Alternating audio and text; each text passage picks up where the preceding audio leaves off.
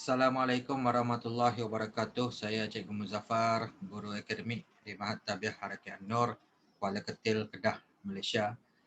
Okey, baik. Video kali ini Cikgu nak masuk kepada soalan tugasan pentaksiran bilik darjah part 1 lah. Part 1. Okey, kita terus pergi kepada soalan part 1 ni. Berkaitan dengan bab 8 pemodelan matematik. Okey. Kalau kita dah tengok, kalau para pelajar dah tengok video penerangan cikgu berkaitan dengan pengenalan pemodelan matematik ni, perkara pertama ialah soalan dia akan tanya kena pasti dan definisikan masalah dalam setiap persoalan yang diberikan lah. Maksudnya kita tengok soalan tu apa dia punya kata kita kena pasti dan definisikan masalah tersebut kepada yang lebih mudah. Okey, baik. Untuk part 1 ni kita ada 2 soalan berkaitan dengan topik ni. Okey, baik. Mula-mula kita tengok dulu contoh supaya kita lebih jelas berkaitan dengan soalan dan juga jawapan dia. Okey, contoh kat sini kita tengok. Sucin memanaskan 2 liter air pada suhu 20 darjah Celsius dengan kadar pemanasan 10 darjah Celsius per minit. Berapakah masa yang diperlukan untuk mendidihkan air itu? Okey. Dia tak suruh kira, dia suruh kena pasti dan definisikan masalah. Okey, baik. Jadi jawapan dia kat situ, dalam masalah ini kita mengetahui suhu air dan kadar pemanasan. Kadar pemanasan menunjukkan suhu air bertambah 10 darjah Celsius dalam setiap minit. Kita perlu mencari tempoh masa yang diperlukan untuk mendidihkan air itu. Macam itulah cara kita jawab dia. Okey, kena pasti dan definisikan masalah. Jadi kita pergi kepada soalan yang pertama. Hafiz bertolak pada pukul 7 AM, 7 pagi lah dari rumahnya ke bandar impian yang berjarak 120 km untuk menghadiri suatu mesyuarat. Mesyuarat itu bermula pada pukul 8.30 pagi. Berapakah laju purata perjalanan Hafiz supaya dia boleh tiba di bandar impian sebelum mesyuarat bermula? Okey. Jadi kita kena pasti dan definisikan masalah ini. Jadi baik, cikgu akan bimbing kamu para pelajar supaya macam mana kita nak jawab soalan ini. Okey, baik. Jadi untuk menjawab ni kita tengok dekat contoh tadi mesti bermula dengan dalam masalah ini. Mesti bermula dengan ayat tu. Kita mengetahui, dia mesti ada ayat ni. Dalam masalah ini kita mengetahui. Lepas tu baru masuk kepada apa yang diceritakan dalam soalan. Jadi kita tulis macam ni.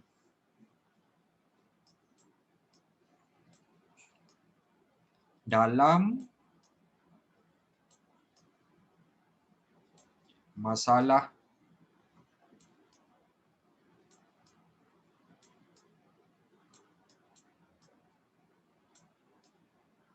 ini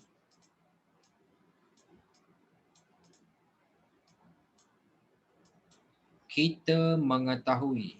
Macam itulah.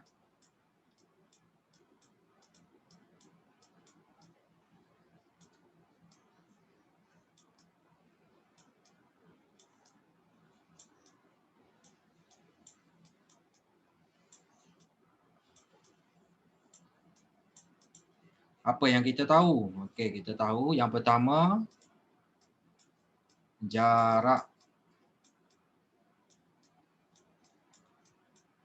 Yang kedua, okey, waktu bertolak tu. Waktu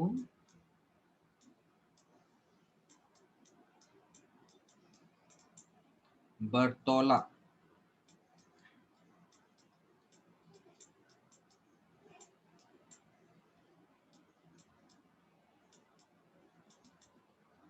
Okey, waktu bertolak dan waktu tiba.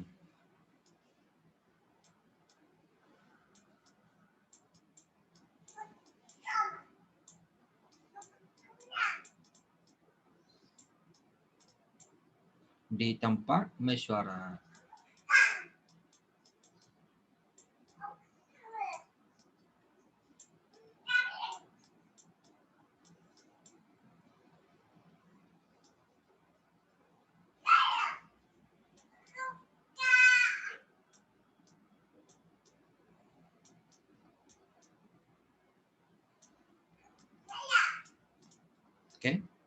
Itu dia. Itu ayat pertama. Ayat pertama maksudnya apa yang kita tahu daripada soalan. Ayat yang kedua, apa yang kita perlu cari. Ayat tu mesti ada yang kedua. Kita perlu mencari. Perkataan ayat kedua. Okay?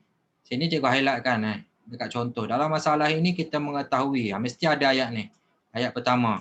Ayat kedua yang ni. Mesti ada ayat bermula dengan kita perlu mencari. Okay? Tulis ayat kedua. Kita perlu mencari.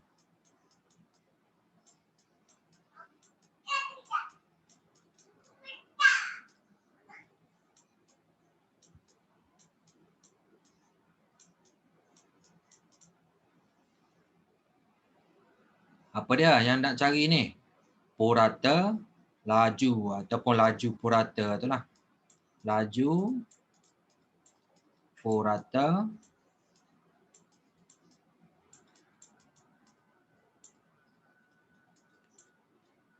perjalanan Hafiz.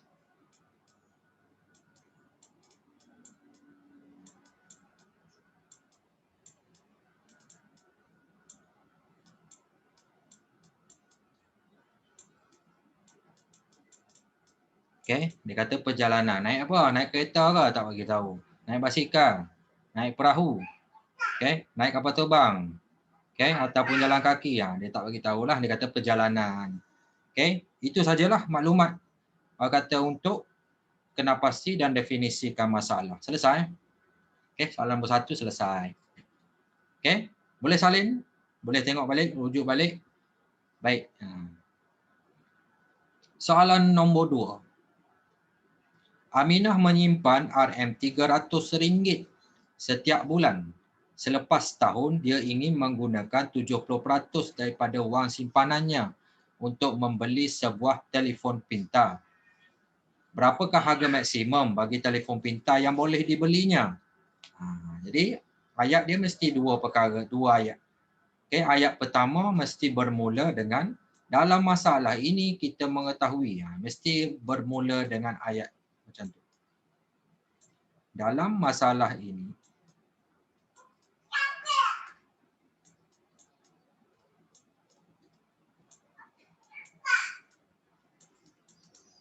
kita mengetahui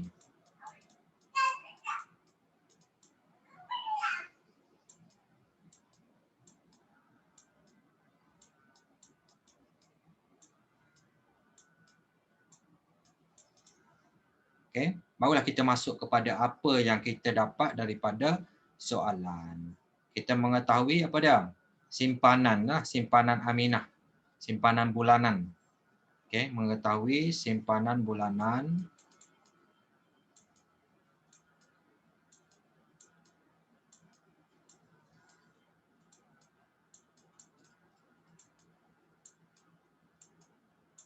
okay, dan apa dia?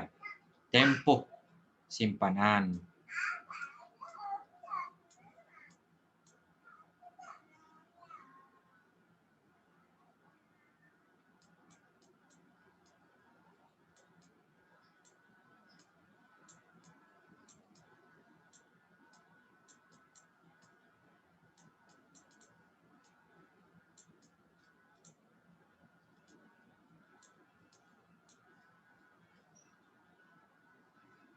Okay, tempoh simpanan tu setahun lah.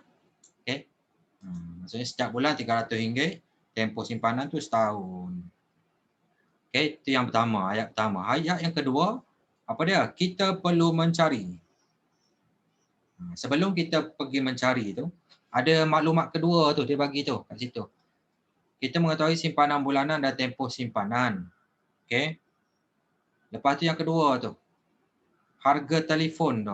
Ada yang kedua. Ada dia punya kena masalah dia, definisi dia. Ayat yang kedua tu, kita tambah. Ayat yang kedua, sebelum masuk kepada kita perlu mencari tu ada dua maklumat kedua yang diberikan.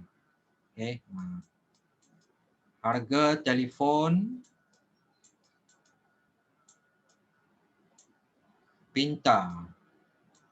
Okay, dia tak bagi tahu je nama apa, Lenovo ke, Samsung ke, iPhone ke. Kan, dia tak bagi tahu. Dia kata telefon pintar. Okey, tidak boleh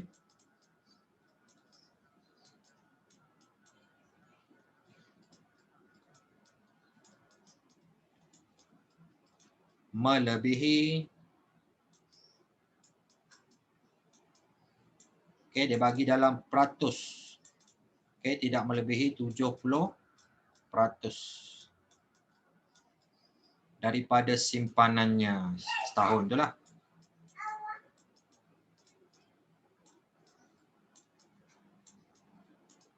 Daripada simpanannya.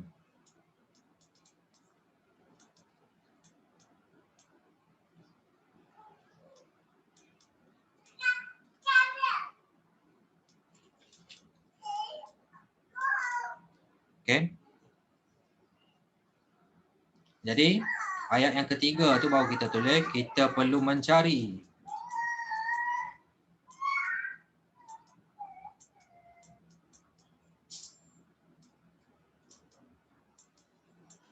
Cari kat mana? Cari kat Johor Bahru? Tak. Cari, kira lah, kita kira macam mana. Okay? Kita kira, mencari jumlah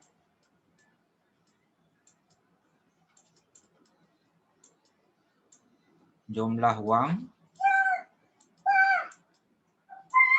yang diperuntukkan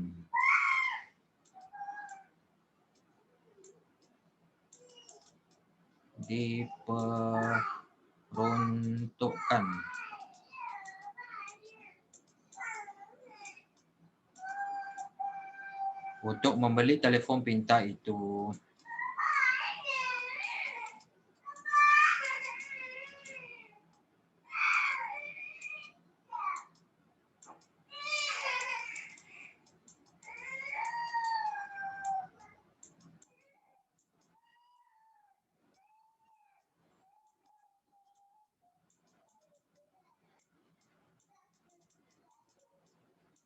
Okey, baik. Jadi selesai kita punya video part 1 untuk pentaksiran bilik darjah untuk subtopik pemodelan matematik. Okey, kita akan ada part 2. Okey, stay tune, teruskan menonton untuk part 2. Sekian, terima kasih. Assalamualaikum warahmatullahi wabarakatuh. Terima kasih.